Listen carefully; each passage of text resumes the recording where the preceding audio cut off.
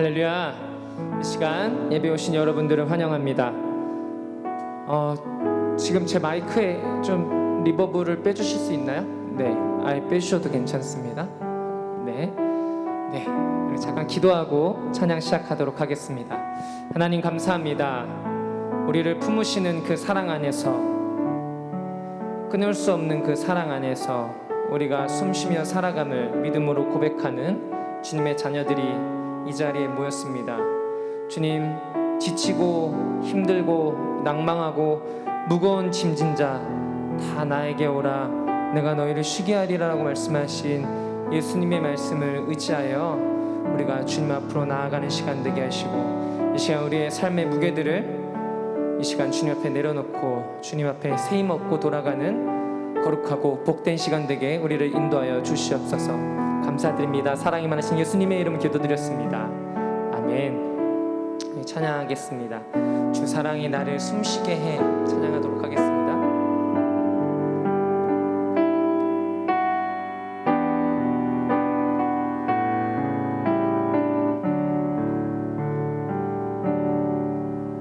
주 사랑이 나를 숨쉬게 해. 세상 그 어떤 어려움 속에도 주 은혜로 나를 돌보시며 세상 끝날까지 지켜주시네. 주 사랑이 나를 이끄시네. 내가 갈 수 없는 그곳으로 주의 사랑 나를 붙드시며 세상 끝날까지 인도하시네. 주님만이 내 아픔 아시며 주님만이 내 맘 어루만지네. 어느 누구도 나를 향하신 주님의 사랑을 끊을 수 없네. 주님만이 내 능력이시며 주님만이 나의 구원이시네. 어느 누구도 나를 향하신 주님의 사랑을 끊을 수 없네. 한 번 더 찬양했습니다. 주 사랑이 나를 숨쉬게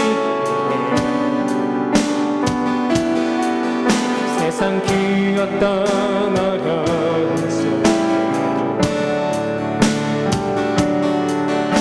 주 은혜로 나를 돌보시며 세상 끝날까지 지켜주시네. 주 사랑이 나를 이끄시네. 주 사랑이 나를 이끄시네. 내가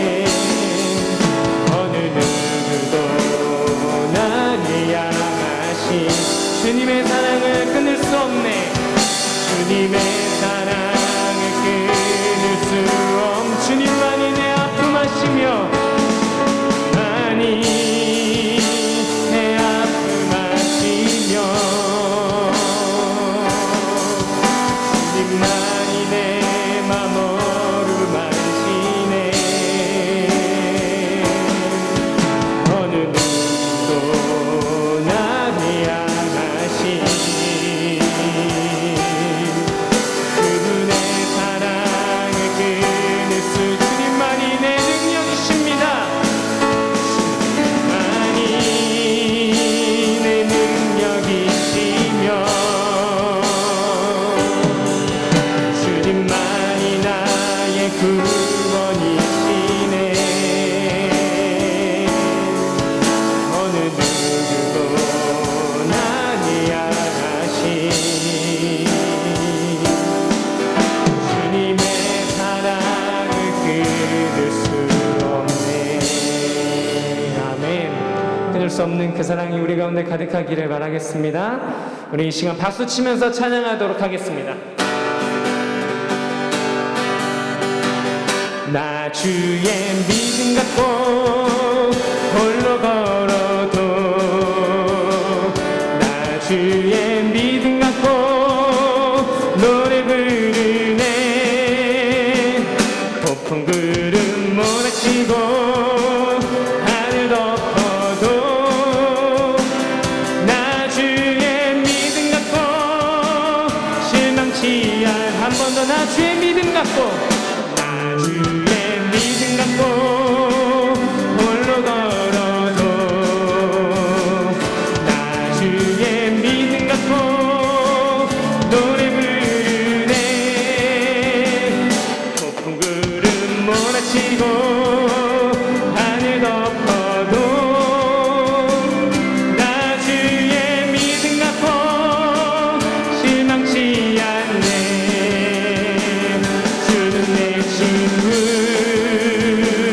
진실한 친구 세상 끝까지 주를 믿으니. 폭풍 구름 몰아치고 하늘 덮어도 나 주의 믿음 갖고 실망치 않네. 내 주는 선한 목자, 주는 선한 목자 나를 인도해. 사망의 골짜기로 가는지라도 주님께서 나의 길을 인도하시니 나 주를 따라가리 언제까지나. 주는 내 목자 선하신 목자. 아멘. 어딜 가는지 함께 하시네. 주님께서 나의 길을 인도하시니 나 주를 따라가리 언제까지나. 주님께서 나의 길을 인도하시니 나 주를 따라가리 언제까지나.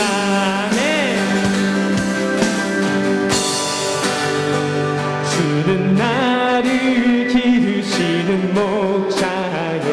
나는 주님의 귀한 어린 양. 푸른 풀밭 맑은 시냇물가로 나를 늘 인도하여 주신다. 주는 나의 좋은 목자, 나는 그의 어린 양. 저를 따라 꼴을 먹여주시니 내게 부족한 전혀 없더라. 예쁜 새들 노래하는 아침과 너의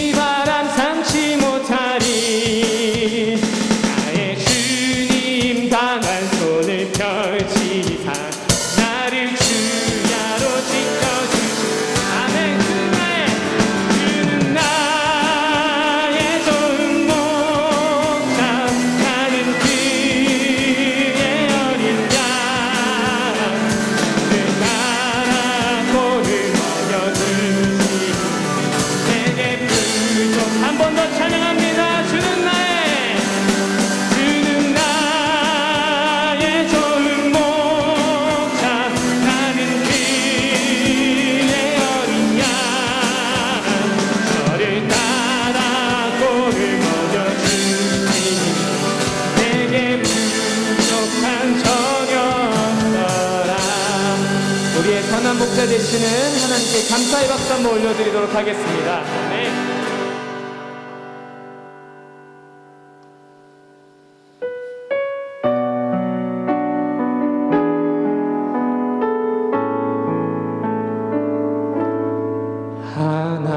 하나님의 사랑을 사모하는 자, 하나님의 평안을 바라보는 자, 너의 모든 것 창조하신 우리 주님이 너를 얼마나 사랑하시는지 하나님께 찬양과 경배하는 자,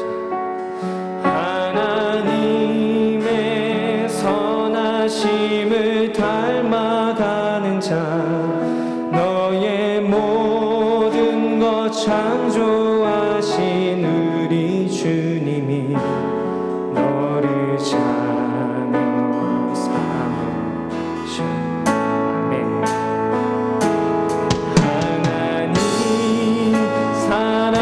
사랑의 눈으로 너를 어느 때나 바라보시고 하나님 인자한 귀로서 언제나 너에게 기울이시니 어두움에 밝은 빛을 비춰주시고 너의 작은 신음에도 응답하시니 너는 어느 곳에 있든지 주를 향하고 주만 바라볼지라. 한 번 더 찬양합니다. 하나님의 사랑을 사모, 하나님의 평안을, 하나님의 평안을 바라보는 자, 너의 모든 것 창조하신 우리 주님 너를 얼마나 사랑하시는지 하나님께 찬양과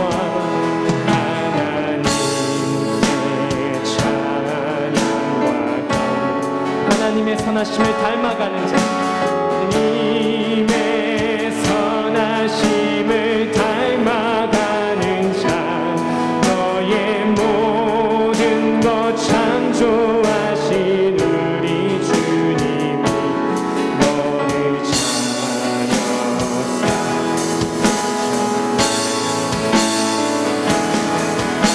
하나님 사랑의 눈으로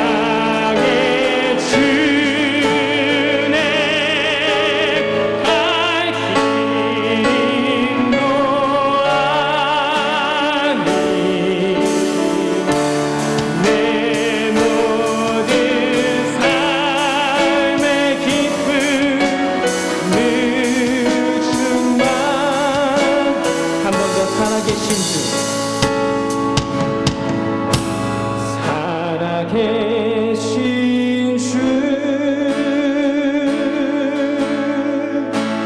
나의 참된 소망 걱정 근심 전혀 없네 사랑의 주네 갈 길인 너 아니 내 모든 삶의 기쁨 늘 충만하네. 아멘. 이 시간 기도하실 때 주님, 살아계신 주님, 오늘도 나의 안에 가시기에, 나의 마음 안에 살아계시기에, 그 증거가 너무도 뚜렷하기에 오늘도 내가 주님 말씀 의지하여서 무엇을 먹을까, 무엇을 마실까, 무엇을 입을까 걱정하고 살아가는 것이 아니라 주님, 내 걱정 근심 주님께 맡겨드리고 주님을 따라 나서는 주님의 참된 제자의 삶을 살아가기 원합니다. 이러한 고백 가지고 우리 시간 기도하며 나아가도록 하겠습니다. 주님, 우리 삶 있습니다.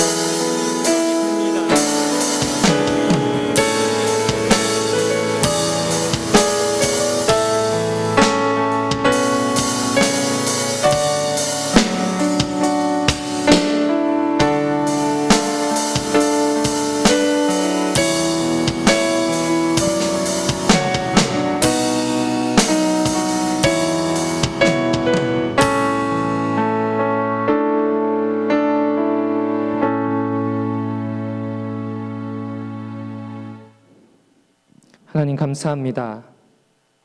우리는 때로 넘어지고 지치고 우리가 없는 것을 두려워하며 없는 것을 걱정해야 하며 살아갑니다. 그러나 주님 분명하게 말씀하셨습니다. 무엇을 먹을까, 무엇을 마실까, 무엇을 입을까 걱정하지 말아라. 그것은 세상 사람들이 하는 것이다 라고 말씀하셨습니다. 주님, 이 시간 우리가 우리 안에 있는 두려움, 우리 안에 있는 걱정, 근심을 주님 앞에 온전히 내어놓고 주님 앞에 나아가기 원합니다. 주님 안에서 새 힘과 새 은혜로 살아가는 그리스도인이 되기 원합니다. 주님, 우리를 붙들어 주시옵소서. 이 시간 말씀 전하시는 남성현 목사님을 통하여서 우리가 꼭 들어야 될 말씀을 우리에게 말씀하여 주시며 그 말씀이 우리 심령 가운데 심겨질 때 우리의 표대로 삼게 해주시고 그 말씀을 향해서 한 걸음 한 걸음 주님께로 나아가는 주님의 자녀 되게 하여 주시옵소서. 감사드립니다. 사랑하신 예수님의 이름으로 기도드렸습니다. 아멘.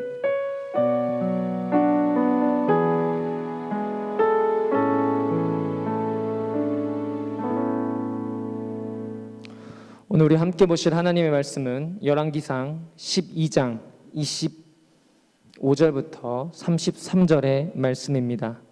열왕기상 12장 25절부터 33절의 말씀입니다. 봉독하도록 하겠습니다. 여로보암이 에브라임 산지에 세겜을 건축하고 거기서 살며 또 거기서 나가서 분우엘을 건축하고 그의 마음에 스스로 이르기를 나라가 이제 다윗의 집으로 돌아가리로다. 만일 이 백성이 예루살렘에 있는 여호와의 성전에 제사를 드리고자 하여 올라가면 이 백성의 마음이 유다 왕이 된 그들의 주 르호보암에게 돌아가서 나를 죽이고 유다 왕 르호보암에게로 돌아가리로다 하고 이에 계획하고 두 금송아지를 만들고 무리에게 말하기를 너희가 다시는 예루살렘에 올라갈 것이 없도다. 이스라엘아, 이는 너희를 애굽 땅에서 인도하여 올린 너희의 신들이라 하고 하나는 베델에 두고 하나는 단에 둔지라. 이 일이 죄가 되었으니 이는 백성들이 단까지 가서 그 하나에게 경배함이더라. 그가 또 산당들을 짓고 레위 자손이 아닌 보통 백성으로 제사장을 삼고 여덟째 달 곧 그 달 15째 날로 절기를 정하고 정하여 유다의 절기와 비슷하게 하고 제단에 올라가되 베델에서 그와 같이 행하여 그가 만든 송아지에게 제사를 드렸으며 그가 지은 산당의 제사장을 베델에서 세웠더라. 그가 자기 마음대로 정한 달 곧 여덟째 달 15째 날로 이스라엘 자손을 위하여 절기로 정하고 베델에 쌓은 제단에 올라가서 분향하였더라. 아멘. 이 시간 남북 분열 왕조라는 말씀으로 남성현 목사님께서 말씀을 전해 주실 때 많은 은혜 받으시는 성도님 되기를 바랍니다.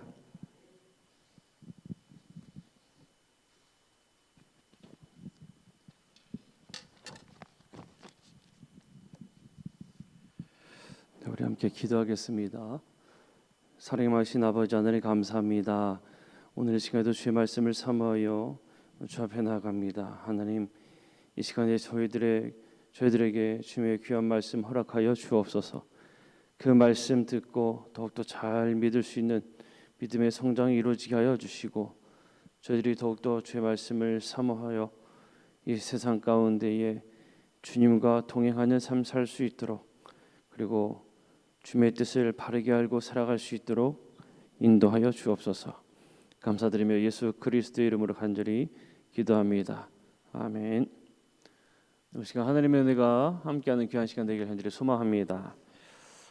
지난 시간까지 이제 사울, 다윗, 솔로몬 시대의 통일 왕국에 대한 이야기를 우리가 들었다고 한다면, 이제는 이 분열 왕국 시대에 대해서 오늘 우리가 함께 말씀을 나누도록 할 겁니다. 이 솔로몬 아들 이 르호보암이 왕이 되었을 때에, 이때 이스라엘이 북쪽과 남쪽으로 둘로 나뉘게 됩니다. 우리가 이제 열왕기상 이제 12장에서 22장까지, 그리고 열왕기하 1장에서 14장까지, 그리고 동시대에 활동했던 아모스, 호세아, 요나 이 말씀을 우리가 함께 나눌 텐데, 이 열왕기서는 북이스라엘하고 이 남유다, 북이스라엘과 남유다의 이야기를 함께 다루고 있다, 그렇게 생각하시면 되고, 역대기서는 남유다만의 역사를 다루고 있다, 그렇게 기억하면 아주 쉬울 겁니다. 자, 오늘 이제 먼저 열왕기상 12장에서 22장까지, 그리고 열왕기하 1장에서 14장까지의 이 내용을 우리가 이제 함께 나누게 될 텐데, 주전 그 993년의 남북 분열 이후로부터 BC 8세기 중엽 북이스라엘의 여로보암 2세의 시대까지 이야기가 담겨 있어요. 이 사이에 북이스라엘에서 우리가 너무나 잘 알고 있는 엘리야와 엘리사가 이 시기에 사역을 합니다.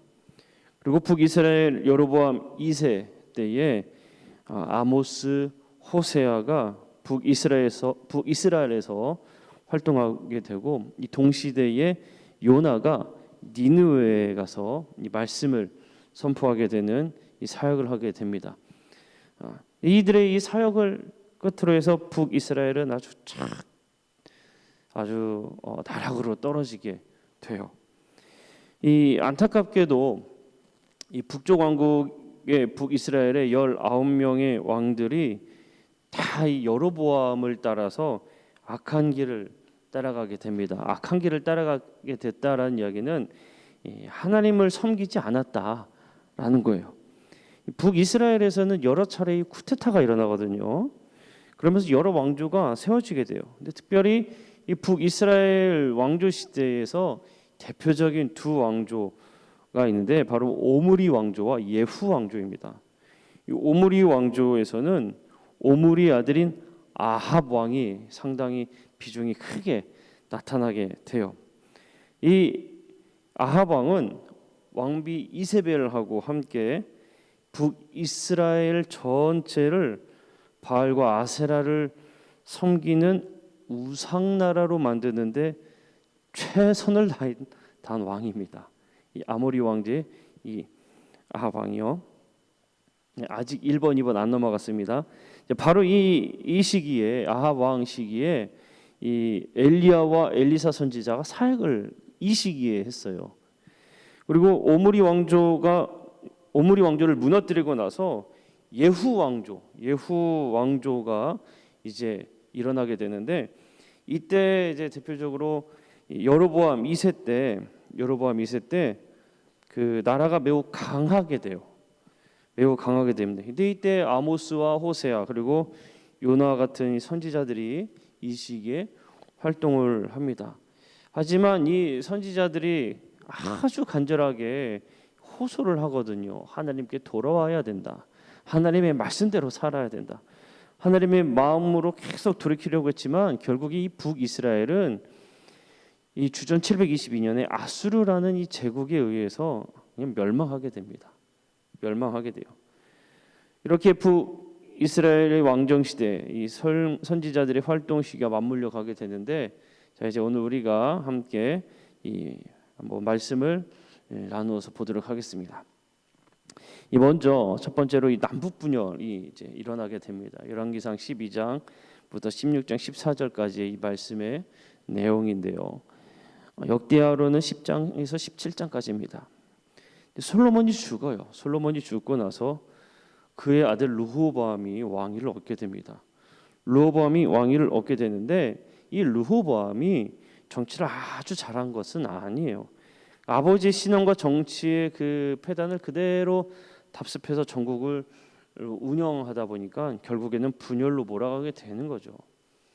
이 르호보암이 이제 솔로몬이 죽고 르호보암이 왕이 되었을 때에 솔로몬 시대에 상당히 많은 공사 같은 것들을 많이 했거든요.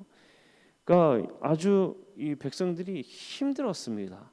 그러니까 이 르호보암에게 찾아와서 솔로몬, 당신의 아버지 솔로몬이 우리에게 메었던 이 멍에를 조금만 가볍게 해달라. 조금 너무 무겁다. 우리 너무 이게 살기 힘들다. 그러니까 조금만 이 멍에를 가볍게 해주면 우리는 당신을 왕으로서 잘 섬길 수 있다. 그런 요청을 합니다. 그런데 이 르호보암이 3일 있다 와라 얘기하고 나서 자문을 구하거든요. 근데 연륜이 있는 나이 많은 노인들에게 자문을 구했을 때에 노인들은 자문해 주기를 뭐라고 했냐면 이 백성들의 이야기를 들어주는 게 맞습니다. 옳습니다. 그러니까 그들이 얘기하는 멍에를 조금만 가볍게 해주십시오. 그렇게 요청을 했습니다. 그런데 이 르호보암이 누구의 이야기를 듣는가 하면 자기와 함께 같이 자라온 젊은 사람들의 이야기를 들어요. 젊은 사람들은 안 됩니다. 그들이 요청하는 대로 들어주면 안 됩니다. 오히려 더 그들의 멍에를 무겁게 해야 됩니다. 얼마나 당신이 강한 사람인지 아주 무섭게 해야 됩니다. 그렇게 이야기를 합니다. 근데 이 르호보암이 연륜이 있는 노인들의 이야기를 듣지 않고 이 젊은 자기와 함께 같이 자라나온 젊은 사람들의 이야기를 들어요. 그러면서 결국에 이 북이스라엘과 남유다로 나뉘게 됩니다. 우리가 다윗의 자손하고 무슨 상관이 있느냐고 하면서 분열이 이루어지게 돼요.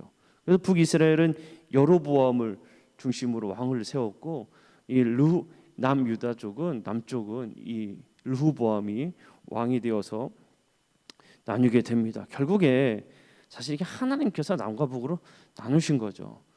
이스라엘이 계속 악으로 가니까 남과 북으로 나눈 거예요. 하나님께서는 여로보암에게 이 계획을 사실 맡기고자 하셨습니다. 비록 이스라엘을 남북으로 나누셨지만 모두 다 하나님을 섬기는 백성이지 않습니까? 그러니까 신앙을 중심으로 예루살렘을 중심으로 두 이 이스라엘과 유다가 하나님을 섬기기를 원하셨습니다. 그래서 북이스라엘에 사는 비록 사람들이 이 예루살렘이 남유다 쪽에 있었거든요. 절기가 되면 예루살렘에 가서 제사를 드려야 되잖아요. 그러니까 큰 절기가 1년에 절기가 3번 큰 절기가 있을 때에 예루살렘에 있는 유다로 내려오라 하나님께서 명령을 하셨습니다. 명령을 그렇게 하셨어요. 정치적으로는 비록 나눠져 있어도 너희들의 신앙은 지켜야 한다라고 하나님께서는 그렇게 명령을 하신 겁니다. 그런데 북이스라엘의 왕인 이 여로보암은 생각할 때에 1년에 3번씩 이 절기를 따라서 하나님께 예배하기 위해 제사하기 위해 예루살렘으로 내려가면 이제 건장한 성인 남자들이 내려갈 거 아닙니까? 내려가게 되면 어떤 생각이 들 거라고 생각을 했냐면 예루살렘으로 내려가면 안 올라올 거다. 이 사람들이 예루살렘에서 제사를 지내면서 결국에 우리를 떠나가게 될 거다. 우리가 이제 본 말씀이 그 내용이에요. 우리를 떠나가게 되고 결국에 르호보암에게 붙어서 우리를 망하게 할 거다. 그러니까 이 사람들이 내려가게 하면 안 된다라고 마음을 먹고 단과 베델에 금송아지를 만드는 겁니다. 예루살렘에 가서 제사하지 말고 앞으로는 이 금송아지를 이게 우상을 만들어 놓고 그곳에 제사해라, 그렇게 얘기한 거예요. 그러고는 제사장을 레위인을 세워야 되잖아요. 레위인을 세우는 게 아니라 일반 백성을 제사장을 세워요. 그리고 하나님께서 정해주신 이 절기를 다 무시하고 자기 마음대로 날짜도 다 바꿉니다. 이제부터는 이때가 우리의 절기다, 그렇게 바꿔버려요. 이제부터 하나님께서는 이 북이스라엘의 이 왕들의 길을 두 가지로 평가를 하시는데, 어떻게 평가를 하시는가 하면 하나님을 잘 섬겼던 다윗의 길, 그리고 이 우상을 만든 여로보암의 길, 이렇게 평가를 하십니다. 그런데 이 북이스라엘에서는 여로보암을 중심으로 세워진 이 이후에 세워지는 19명의 왕들 모두가 여로보암을 따라 우상을 섬기게 돼요. 그냥 이 북이스라엘은 다 우상을 섬기는 이 안타까운 역사가 이루어지기 시작합니다. 자, 그러면서 두 번째, 오므리 왕조와 이제 엘리야의 사역에 대해서 등장하게 됩니다. 열왕기상 16장 15절에서 22장까지, 그리고 열왕기한 이제 1장의 말씀인데, 두 번째 오므리 왕조와 엘리야의 사역에 대해서 이제 우리가 보게 돼요. 북이스라엘에서는 이제 계속 정권이 안정화된 게 아니니까 쿠데타가 막 이루어져요. 그러다가 오므리도 쿠데타로 정권을 잡게 됩니다. 오므리는 시므리가 죽자 세력 다툼을 하던 디브나를 물리치고 왕이 되어, 그리고 이때부터 북이스라엘의 수도가 어디로 되는가 하면 사마리아로 됩니다. 사마리아로 정해지게 돼요. 사마리아로. 그리고 땅을 넓히기 시작했습니다. 그의 아들 이제 아합하고 누구와 결혼을 시키는가 하면 이세벨하고 결혼시키는데, 이세벨은 시돈 사람의 딸이에요. 시돈 사람. 그러니까 이방의 여인입니다. 국제적으로 정치적으로 볼 때는 조금 더 나라가 안정화시키기 위해서 국제 결혼을 시킨 거지만 사실은 그게 큰 잘못인 겁니다. 왜냐하면 이들이 바알 숭배를 위해서 여호와의 선지자들을, 하느님을 섬기는 선지자들을 죽이는데 아주 최선을 다한 사람들이거든요. 누구보다도 특히 이 이세벨은 북이스라엘의 바알 신앙이 자리 잡게 하도록 상당히 노력한 사람이 이세벨입니다. 이 이세벨은 바알 신앙으로 아주 강하게 물들게 해요. 그래서 하나님께서 북이스라엘의 바알 신앙이 강하게 자리 잡으려고 하니까 안타까운 마음에 선지자 누구를 사용하시는가 하면 바로 이 엘리야를 사용하시는 겁니다. 엘리야를 보내셔서 엘리야가 이 악한 시대를 바꿀 수 있도록 그렇게 하나님께서 엘리야를 보내셔요. 이 엘리야가 그래서 아주 유명한, 목숨을 걸고 너네가 참된 신인지, 바알 신을 믿는 선지자들에게 너희가 믿는 이 바알이 참된 신인지, 내가 믿는 하나님이 참된 신인지 한번 겨뤄보자. 어디서요? 갈멜산에서 대결을 하게 되는 거죠. 아주 유명한 엘리야의 이 신앙의 대결이 여기에 이제 등장하게 되는 겁니다. 근데 아시다시피 갈멜산에서 각자의 이제 응답을 놓고 참된 신이라면 불을 내려서 우리 드린 번제를 다 불사르게 할 거다, 그렇게 이야기했는데 바알 이 선지자들이 아무래도 안 나타나잖아요.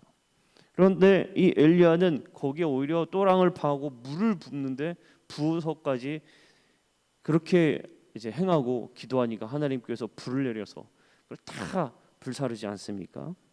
그러면서 그곳에 있던 바알 선지자들 450명을 다 이 엘리야가 죽입니다. 하나님만이 참된 신이다라고 하면서 바알 선지자 450명을 모두 죽이거든요.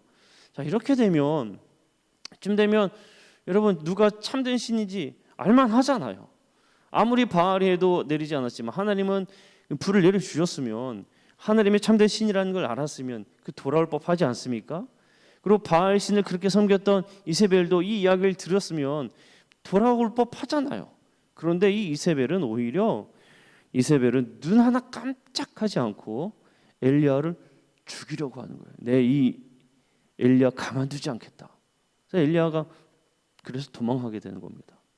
또 아합 왕이 얼마나 또 이 아합 왕 시대가 얼마나 또 악한 시대였는지가 알 수 있는 게 열왕기상 21장에 나오는 나봇의 포도원 사건입니다. 나봇의 포도원 사건. 이 아합 시대의 불의함을 아주 잘 보여주는 단적인 예예요. 이 아합이 나봇 사람의 포도원을 보게 돼요. 우연찮게 보는데 너무 좋은 겁니다. 포도원이 너무 좋아요. 그러니까 이 포도원 주인이 누구냐 알아보니까 나봇이래요. 나봇을 불러서 이 나봇에게 그 포도원 나에게 팔아라. 내가 적당한 돈 아니 더 얹어서 줄게. 나한테 팔아. 그렇게 하니까 이 나봇이 뭐라고 했는가 하면 하나님께서 우리 가문에게 주신 땅이기 때문에 팔 수 있는 게 아닙니다. 팔지 않겠습니다. 라고 이야기를 해요. 아합이 이 이야기를 듣고 고민합니다. 갖고 싶은데 팔지를 않네. 고민을 하니까 이세벨의 그 모습을 보고 당신이 왜 고민합니까? 무엇 때문에 고민합니까? 그러니까 아합이 이렇쿵 저렇쿵 이렇게 이렇소 얘기하니까 아이고 이렇게 표현해서 죄송합니다만 이 바보 같은 사람 내가 해결해 주겠소 하고 이 이세벨이 불량배를 시켜서 이 나봇을 죽이게 돼요. 근데 당시에 이 율법에서는 증인 두 사람만 있으면 죄가 성립이 됩니다. 그러니까 나봇이란 사람이 하나님을 욕되게 했다. 하나님을 욕했다. 그렇게 거짓 소문을 퍼뜨린 거예요. 이 불량배 두 사람이 증인으로 딱 나오니까 당시 율법으로는 그 사람은 그냥 사형인 거죠. 그러니 나봇을 죽이고 그것을 그냥 뺏는 겁니다. 얼마나 이 불법이 자행했는지 이 당시의 수준을 그대로 보여주는 거예요.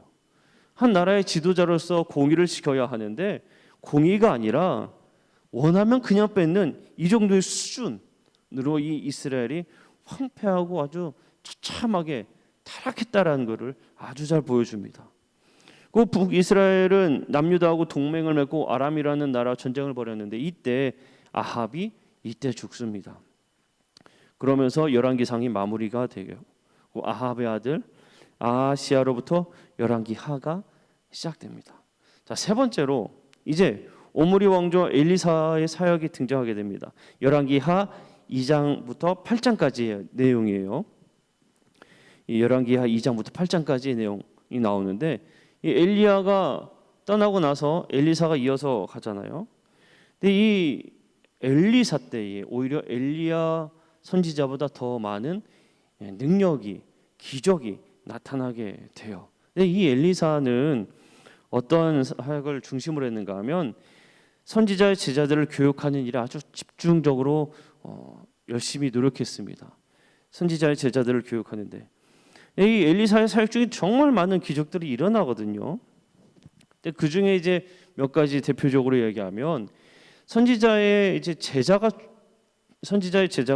죽게 돼요. 그러니까 과부가 되는 거죠. 아내만 남는 거 아닙니까? 아내만 남았어요. 근데 너무 가난한 겁니다. 너무 가난한 거예요. 당시에 여인들의 과부가 일할 수 있는 수단이 없었어요. 그 사실을 너무 잘 보여준 게 룻기 아닙니까? 그 떨어진 그냥 이삭 줍고 하는 그 정도 수준으로 먹고 사는 게 그 정도예요. 그런데 너무 얼마나 가난했는지 그의 아들이 종으로 팔리게 된 겁니다. 이 소식을 들은 엘리사가 그 여인에게 그러한 이제 일을 한 거죠. 빈 그릇에 기름이 가득 채워지도록 가서 빈 그릇을 다 빌려와라. 그래서 이제 남은 그 빈 그릇 가져온 곳에 다 하나의 기름 부어가지고 채워서 그걸 팔고 빚 다 갚고 남은 것으로 아들하고 살아라. 그 역사가 이루어지게 되는 겁니다. 그런가 하면 또 어떤 일이 일어나는가 하면 도끼질했던 이 도끼가 물에 빠졌어요. 근데 이거를 떠오르게 하는 기적이 엘리사 때에 나타납니다. 또 어떤 일이 일어나는가 하면 독이 든 음식에 가루를 뿌려서 독을 없애는 기적이 이 엘리사 선지자 때 나타나요. 근데 우리가 이런 기적을 보면 야, 정말 엘리사 선지자는 대단한 능력을 가지고 있구나. 하나님의 사람으로서 놀라운 이적을 베푸는구나. 이렇게 생각할 수가 있잖아요. 그런데 이 이적들이 발생할 수밖에 없는 이 배경이 있었던 겁니다. 배경이. 자, 아까 전에도 얘기했듯이 선지자가 죽어서 이 선지자 아내가 과부가 되었을 때 얼마나 힘들었는지 자기 아들이 종으로 팔리게 되는 순간까지 선지자의 삶이 너무나 힘들었다는 겁니다. 또한 도끼를 빠뜨렸으면 다른 도끼를 사면 되잖아요. 그런데 그 도끼는 빌려온 거예요. 근데 빌려온 거라서 그거를 갚지 못하면 감당할 수가 없는 겁니다. 다시 돌려줄 돈도 없지요. 돈이 없으니까 또 문제가 생기잖아요. 얼마나 가난한지 모르는 거예요. 그래서 이 도끼가 떠오르는 이적이 발생하게 된 겁니다. 음식에 있던 독을 없앤 기적은 왜 생겼는가 하면 먹을 게 없어서 무엇으로 끼니를 때우는가 하면 여기저기 나 있는 풀을 가지고 뜯어가지고 그걸로 끼니를 때우는 겁니다. 먹을 게 없으니까. 그러니까 이 풀 저 풀 다 뜯다 보니까 그 풀에 독이 있을 수 있잖아요. 그렇게 독이 든 음식의 독을 없애는 기적이 발생하게 된 겁니다. 당시의 문제를 보게 되면 이러한 이적들이 발생하게 된 것은 하나님의 선지자로 헌신한다는 게 얼마나 힘든 가난과 고생과 고난의 길이었는지를 잘 보여주는 그 상황인 거예요. 그러다 보니 하나님의 뜻을 따라 살겠다고 하는 선지자들도 그 반이 사라지게 된 거죠.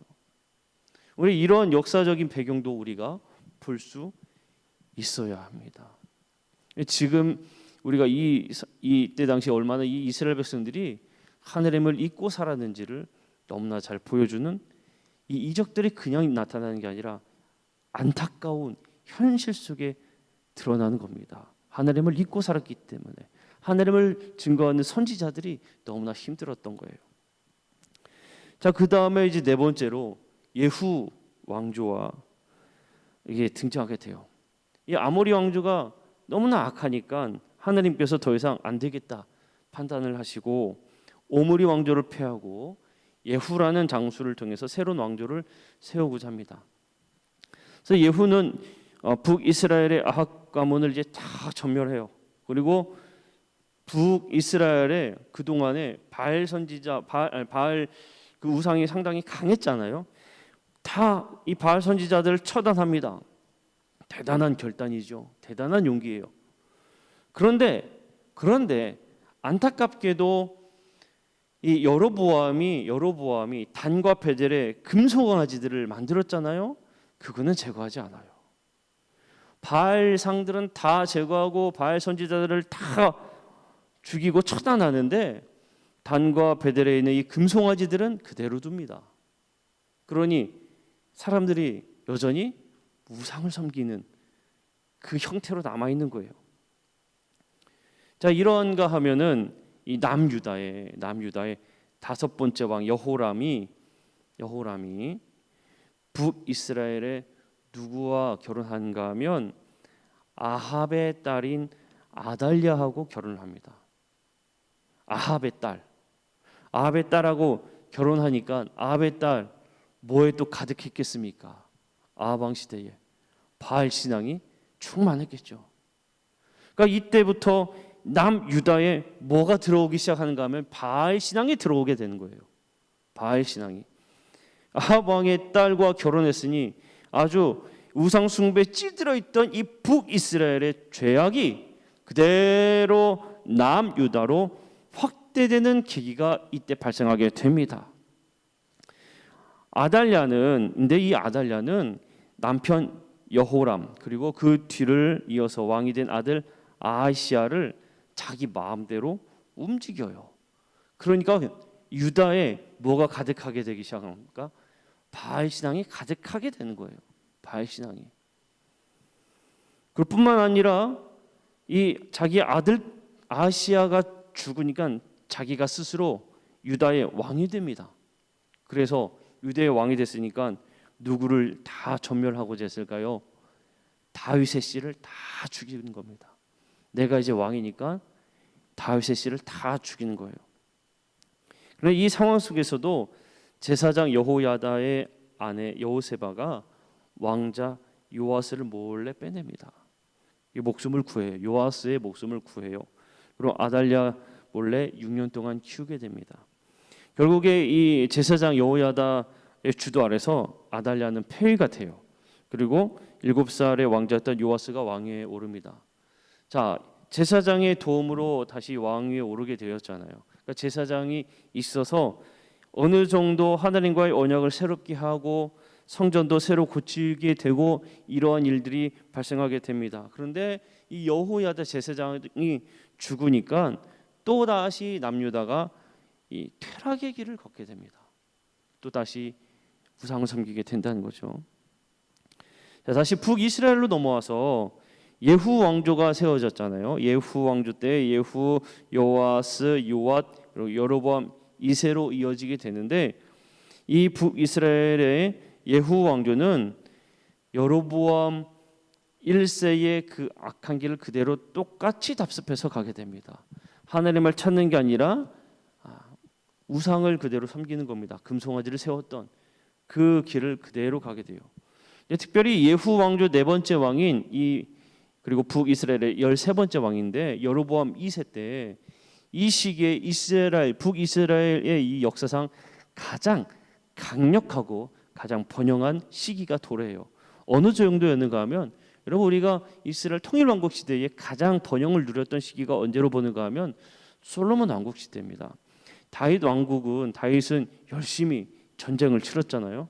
그리고 땅을 확장시켜 나가고 그 다윗이 다져놓은 기반으로 인해서 상당히 번영을 이룬 때가 솔로몬이었는데 솔로몬 때처럼 그 정도의 버금가는 이 확장을 이룬 게 여로보암 2세 때예요.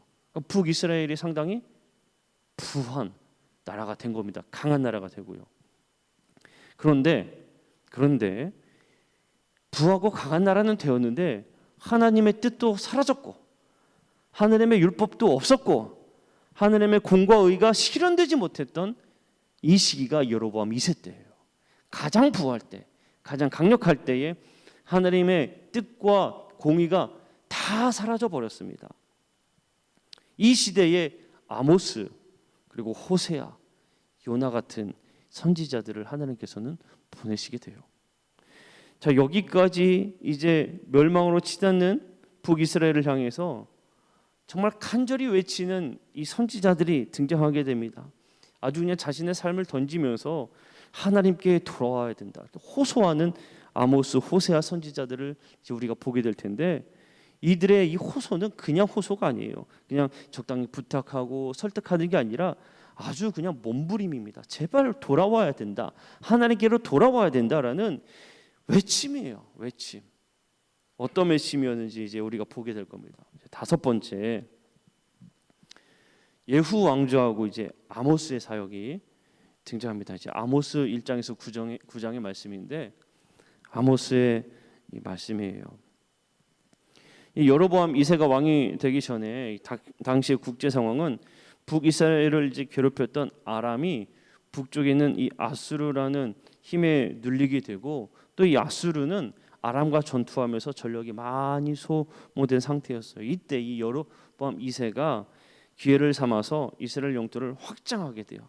제가 아까 말씀드렸듯이 솔로몬 왕국 시대 때처럼 상당히 크게 번영을 이루는 그런 시기를 맞이하게 됩니다.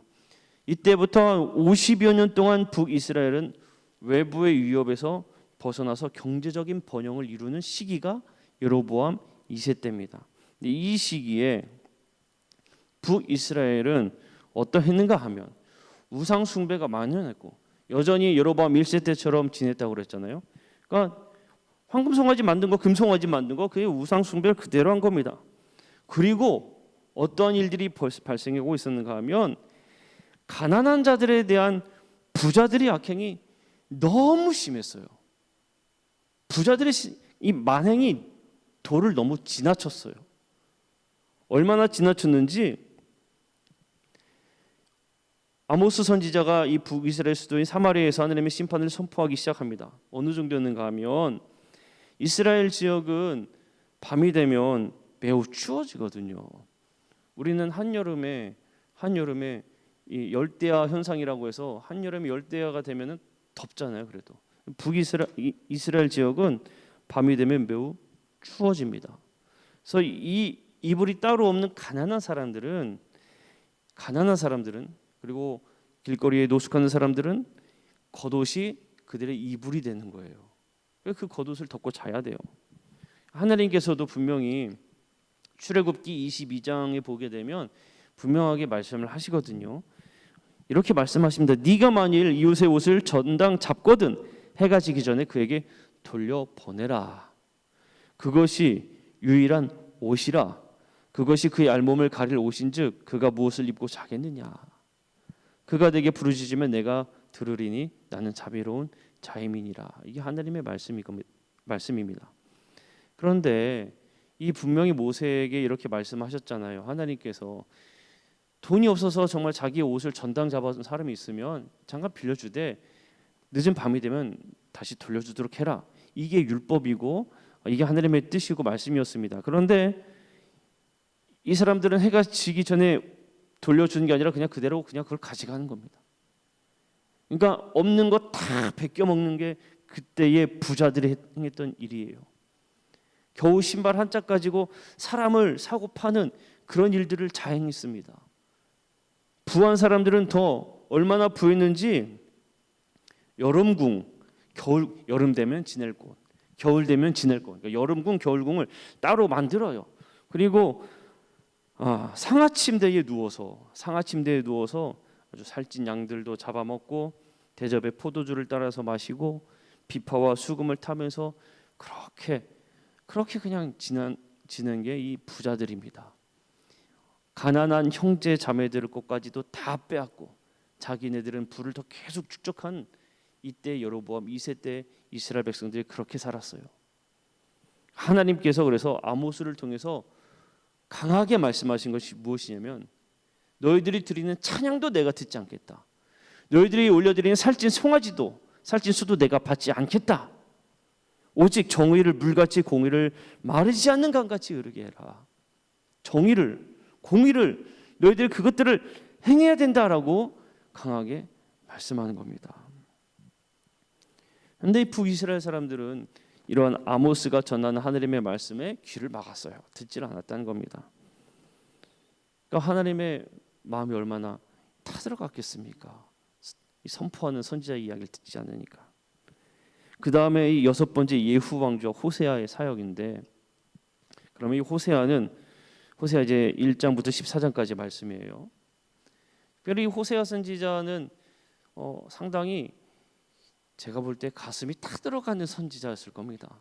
그 가슴이 아주 새카맣지 않았을까 하는 거예요. 이 호세아는 자신의 삶을 통해서 그대로 하나님의 이 마음을 전한 사람이 호세아입니다. 호세아 선지자의 결혼 생활을 통해서 이 하나님의 사랑을 전하고자 하세요. 호세아에게 하나님께서 명령하신 게 무엇이냐면 음란한 여자인 고멜하고 결혼해서 음란한 자식들을 낳아라. 이게 하나님의 명령이었습니다. 아무나 못할 명령이죠. 호세아는 음란한 여인 고멜과 결혼하지 않습니까? 이 북이스라엘 당시 바알과 이 아스타롯을 섬기고 있었는데 바알 신앙은 농경 문화의 신앙이에요. 농경 문화의 신앙에서 여러분 농사 지을 때 무엇이 가장 중요하겠습니까? 물이 중요하죠. 이스라엘에서 물을 얻으려면 하늘에서 뭐가 내려야겠어요? 비가 내려야 되잖아요. 근데 이 바알 신앙은 어땠냐면 이 바알과 아스타롯, 그러니까 남신하고 여신하고 이 부부가 금술이 좋아서 아주 금술이 너무나 좋으면 그냥 그때 비가 내린다고 생각한 겁니다. 금술이 좋으면. 그래서 농사가 잘 된다라는 게 이들의 바알 신앙이었어요.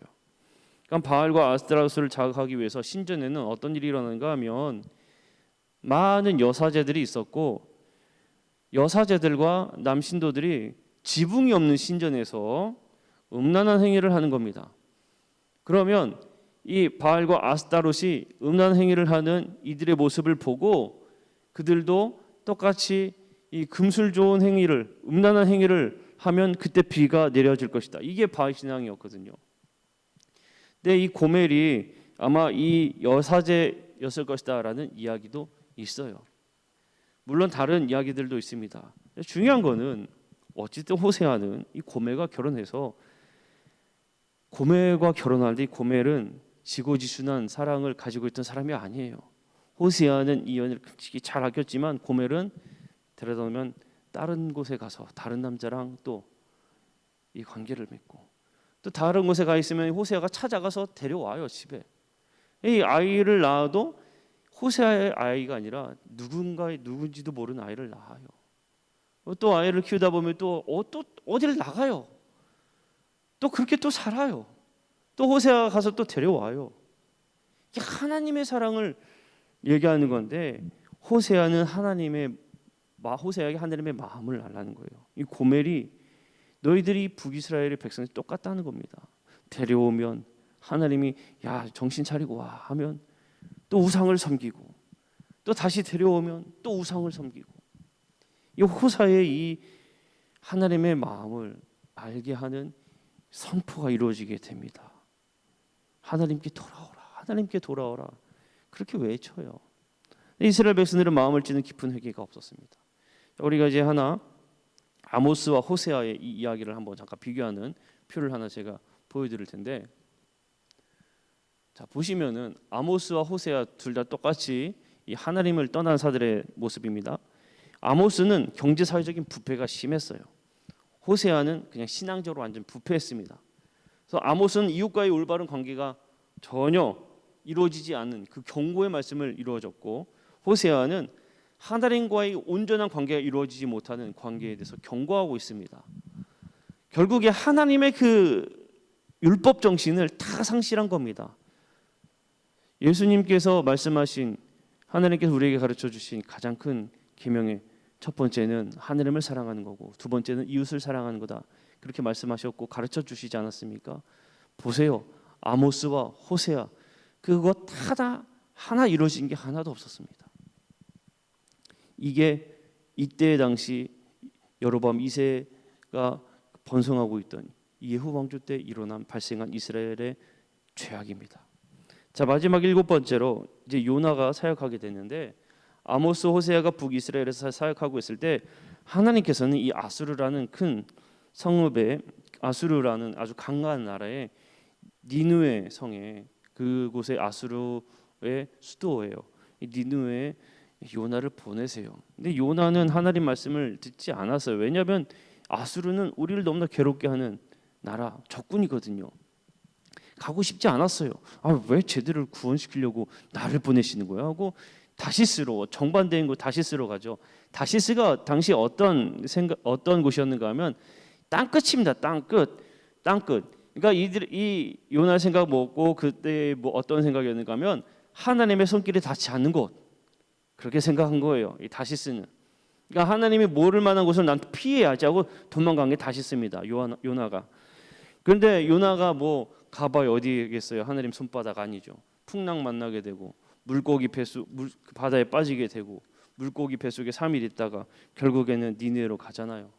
어렵게 니느웨에 도착한 후에도 하나님 말씀 정말 깨우쳤으면은 열심히 전해야 되는데 3일 길을 걸어야 돼. 3일이나 돌아야 정말 다 돌 니느웨 큰 성읍을 딱 하루만 성의 없게 그냥 돌면서 하나님, 너희들이 회개하지 않으면 하나님이 멸하실 것이다. 정말 성의 없게 돌고 왔잖아요. 그런데도 요나의 성의 없는 외침에도 니느웨 사람들이 그 메시지를 듣고 모두가 회개합니다. 왕으로부터 짐승들에 이르기까지 다 베옷을 입고 죄를 지었으며 회개해요. 그러니까 하나님께서 이 심판을 돌이키십니다. 이 요나는 그렇게 증거하고 나서 뭐 했습니까? 이게 망하나 하고 지켜봤잖아요. 망하나 하고 지켜보고 있다가 그리고 요나가 또 하느님한테 또 대들잖아요. 내가 이럴 줄 알았다고. 내가 그래서 안 가려고 하지 않았느냐고. 그러면서 니느웨 성이 어떻게 되나 보는데 하나님께서 박농쿨을 통해서 깨달음을 주시지 않습니까? 네가 수고도 아니하였고 재배도 아니한 이 하룻밤에 났다 하룻밤에 말라버리니 박농쿨을 아꼈는데 저 큰 니느웨는 이 좌우를 구별하지 못하는 자가 12만 명이나 되고 가축은 더할 나위 없이 많다. 내가 어찌 아끼지 않겠느냐. 이렇게 요나에게 말씀을 하세요. 자, 여러분 이거를 가만히 볼 때에 우리가 하나 생각을 합니다. 일찍이 하나님께서는 이 이스라엘을 어떠한 나라로 선택하셨는가 하면 제사장의 거룩한 백성으로 선택하셨습니다. 제사장 나라요 거룩한 백성. 제사장 나라의 거룩한 백성은 무슨 의미로 선택하셨는가 하면 이들을 통해서 온 열방을 구원하고자 하는 하나님의 계획이 있었어요. 너희들만 선민 백성 구원된 백성이 아니라 너희들을 통해서 이방 민족들도 구원받아야 된다라는 게 하나님의 계획이고 뜻이었습니다. 그런데 이스라엘 백성들은 어떠한 마음이 가득했는가 하면 우리만 구원받으면 된다. 우리가 선민 백성이다. 우리가 하나님의 구원된 백성이다. 우리는 다르다. 아주 잘못된 신앙관념을 가지고 있었던 겁니다. 여러분 우리는 이 요나의 이 모습을 때로 우리는 잘 분별해서 깨달아야 됩니다. 내가 하나님의 구원된 백성이다. 내가 하나님의 은혜를 입은 사람이다. 요나처럼 이기적인 그런 잘못된 마음을 가져서는 안 된다는 겁니다. 이스라엘 백성들은 아주 잘못된 선민 사상에 사로잡혀 있었어요. 자, 사랑하는 성도 여러분, 이스라엘이 남과 북으로 나뉘어지면서 특별히 이 북이스라엘의 죄악성을 우리가 보게 되었습니다. 이들의 이야기를 통해서 우리는 하나님의 율법에서 떠난 백성들의 죄악을 보았습니다. 하나님의 뜻을 따르지 않는 북이스라엘 백성들 결국 하나님의 말씀에서 완전히 벗어나는 그런 삶을 살게 되었다는 걸 보았습니다. 우상을 섬기는 것은 물론이거니와 율법에서 이웃을 사랑하는 말씀도 듣지 않고 오히려 형제의 것을 갈취하는 아주 욕심이 가득한 모습까지도 우리는 보았습니다. 말씀에서 벗어날 때 우리는 세상의 것을 더 사랑하게 되고 더 말씀에서 벗어날 때 더 강한 욕심에 사로잡혀 살게 된다는 것을 오늘 이 말씀들을 통해서 배우게 됩니다. 그리스도인이라는 성도라는 생각으로 잘못된 선민 사상과 마찬가지로 구원받은 백성이라는 생각만을 가지고 우리가 잘못된 삶을 살아간다면 우리는 요나처럼 요나가 활동했던 그 당시 이스라엘 백성들의 잘못된 선민 사상처럼 우리는 이기적인 그런 인생을 살 수도 있다는 것을 깨닫게 됩니다. 오늘 이 말씀들을 기억하면서 하나님으로부터 멀어지지 않도록 늘 깨어있는 삶을 살도록 늘 경계하고 또한 참된 우리 모두가 성도의 삶을 살기를 주님의 이름으로 간절히 소망합니다. 기도하겠습니다. 사랑의 하나님, 우리가 주의 말씀을 듣습니다. 깨닫습니다. 하나님의 말씀으로부터 벗어난 어리석은 이스라엘 백성들처럼 살지 않도록 도와주시옵소서. 늘 말씀에 사로잡혀 사는 저희들 되게 하여 주시고 늘 말씀을 붙잡고 살아가는 저희들 되게 하여 주시옵소서. 잘못된 선민사상, 잘못된 구원된 백성이라는 나만 구원된 백성이라는 어리석은 그 생각에서 벗어나게 하여 주시고 하나님께서 우리를 구원하신 이유가 우리를 통하여 이 세상의 많은 사람들을 구원코자 하는 하나님의 계획이 또한 있음을 그리하여 많은 이웃들을 주님 알지 못한 이들을 더 사랑하고 섬겨야 함을 우리가 깨닫고 살게 하여 주시옵소서. 이 말씀들 기억하며 저희들에게 주어진 날들 감사함으로 살게 하여 주옵소서. 감사드리며 우리 구주 예수 그리스도 이름으로 간절히 기도합니다. 아멘. 할렐루야. 이 시간 말씀 기억하면서 우리들이 정말 주님 뜻대로 살아가고 사명 감당하는 삶을 살아가는 성도들 되길 바랍니다. 오늘 우리 수요 기도회에 우리 배진교 선교사님, 윤순영 사모님 가정 오셨어요. 잠깐 일어나시고 박수 한번 해주세요. 네. 오늘 오셔서 함께 예배드렸고 또 우리 함께 은혜 나눌 시간을 또 가질 거고요. 우리 기도회 끝나고 목양실로 아까 잠깐 얘기해서 좀 더 얘기해야 될 것 같아요. 그래서 선교사님 네 분 좀 목양실로 오시고 잠깐 말씀 나누고요. 또 함께 은혜 받을 또 일정도 좀 세우고 그렇게 하겠습니다. 미얀마가 빨리 안정되고 또 우리 선교사님 가정 또 필요한 부분들 잘 하시고 또 다시 선교지로 가셔서 사명 감당하실 수 있도록 기도해 주시고, 우리들이 우리의 삶 가운데 하나님의 뜻대로 사는 건 잘 사느냐 그것도 중요한 일이지만 하나님의 기쁨이 되는 사명을 감당하는 삶을 사는 게 더 중요한 거죠. 그래서 하나님께서 우리에게 주신 사명 감당하고 선한 복음의 영향력을 세워갈 수 있도록 제한된 시대 속에서도 믿음으로 승리하는 우리 성도들 되기를 바랍니다. 하루하루 주님 은혜 안에 승리하시고 또 주님의 인도하심 속에서 동행하심 속에서 말씀과 기도로 새 힘을 얻고 승리하고 주님께서 주시는 믿음의 삶을 잘 세워가는 우리 성도들 되기 바랍니다. 기도하겠습니다. 사랑의 주님, 이 시간 주님 앞에 우리 선교사님 가정 예물 드립니다. 하나님의 기쁨 되는 삼양중앙교회와 미얀마 되게 하소서. 주님께서 함께 하셔서 하나님의 기쁨 되게 하시고 특별히 우리 선교사님 가정 또 새로운 회복과 전환과 또 준비가 되어지는 시기가 되게 하시고 미얀마 그 땅과 그 영혼들을 주님께서 붙드시고 복음의 선한 열매가 맺혀지도록 주님께서 인도하시고 함께하여 주옵소서. 주님의 능력의 손으로 늘 붙드시기 원합니다. 오늘도 저희들의 심령 안에 오직 주님을 향한 믿음과 하나님의 말씀을 따라 믿음 지켜 사명을 감당하는 삶이 되게 하여 주시고 주님의 말씀을 따라서 때로는 가고 때로는 멈춰서고 때로는 돌아설 수 있는 그런 믿음의 삶이 되게 하여 주옵소서. 이 밤에도 성령님 오셔서 저희 심령을 주장하시고 인도하여 주옵소서. 예수님의 이름으로 기도하옵나이다. 아멘. 할렐루야. 우리 함께 두 손 들고 합심하여 기도합니다. 오 사랑의 주님, 은혜의 주님, 생명의 주님, 능력의 주님, 이 밤에도 주님의 기쁨 되게 하여 주시고 주님의 뜻을 따라 주님의 인도하심을 따라 하나님의 거룩한 백성으로 하나님께서 택하신 백성에게 주신 사명과 비전을 감당할 수 있는 믿음의 삶으로 인도하여 주시옵소서.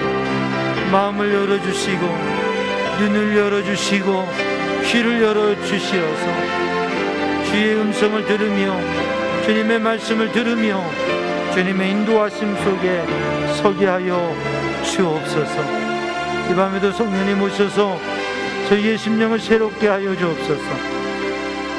여호와는 내게 복을 주시며 너를 지키시기 원하며 여호와는 그 얼굴을 내게 비추사 은혜 베푸시기 원하며 여호와는 그 얼굴을 너를 향하여 드사 평강 주시기를 원하노라. 오직 주님의 말씀과 은혜 안에 거하게 하여 주시옵소서.